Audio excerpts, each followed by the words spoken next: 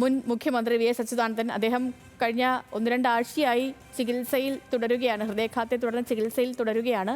പക്ഷേ അദ്ദേഹത്തിൻ്റെ ആരോഗ്യനിലയിൽ ഇപ്പോഴും വലിയ മാറ്റങ്ങളൊന്നും ഉണ്ടാകുന്നില്ല. മരുന്നുകളോട് പ്രതികരിക്കുന്നുണ്ടെങ്കിലും ആരോഗ്യനിലയിൽ മാറ്റമില്ലെന്നാണ് വിദഗ്ധ ഡോക്ടർമാരുടെ സംഘം പറയുന്നത്. ഇനി ഡോക്ടർമാരുടെ ഈ സംഘം യോഗം ചേർന്ന് ആരോഗ്യസ്ഥിതി വിലയിരുത്തുകയും ചെയ്യും. വി.എസ്. അനുരാഗ് ഉണ്ട് നമുക്കൊപ്പം ആശുപത്രിയിൽ നിന്ന്. അനുരാഗെ, എങ്ങനെയാണ് വി.എസിൻ്റെ ആരോഗ്യനില? ഏറ്റവും പുതിയ അപ്ഡേറ്റ് എങ്ങനെയാണ്? സേതു സൂചിപ്പിച്ചതുപോലെ മരുന്നുകളോട് അദ്ദേഹം പ്രതികരിക്കുന്നുണ്ടെങ്കിലും അതീവ ഗുരുതരാവസ്ഥ തുടരുന്നുവെന്നാണ് മെഡിക്കൽ സംഘം അറിയിക്കുന്നത്. മെഡിക്കൽ ബുള്ളറ്റിനിൽ അദ്ദേഹത്തിൻ്റെ ആരോഗ്യനില സമാനമായി തന്നെ തുടരുന്നു എന്നാണ് ഉള്ളത്.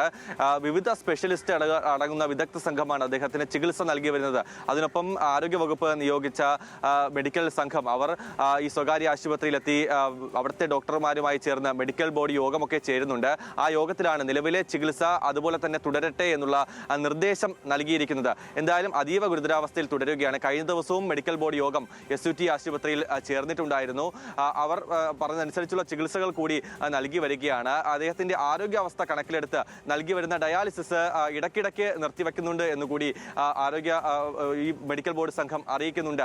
കഴിഞ്ഞ 23-ാം തീയതിയാണ് അദ്ദേഹത്തെ ഹൃദയാഘാതത്തെ തുടർന്ന് ആശുപത്രിയിൽ പ്രവേശിപ്പിച്ചത്. പിന്നീട് ആശുപത്രിയിൽ എത്തിയ ശേഷവും ഹൃദയാഘാതം ഉണ്ടാകുന്ന സാഹചര്യം ഉണ്ടായി. എന്തായാലും അദ്ദേഹം വലിയ ഒരു പുരോഗതി ഉണ്ടായിട്ടില്ലെങ്കിലും ആരോഗ്യാവസ്ഥ അത് മെച്ചപ്പെട്ട് തന്നെ വരും എന്നുള്ള പ്രതീക്ഷയാണ് ഏവർക്കുമുള്ളത്.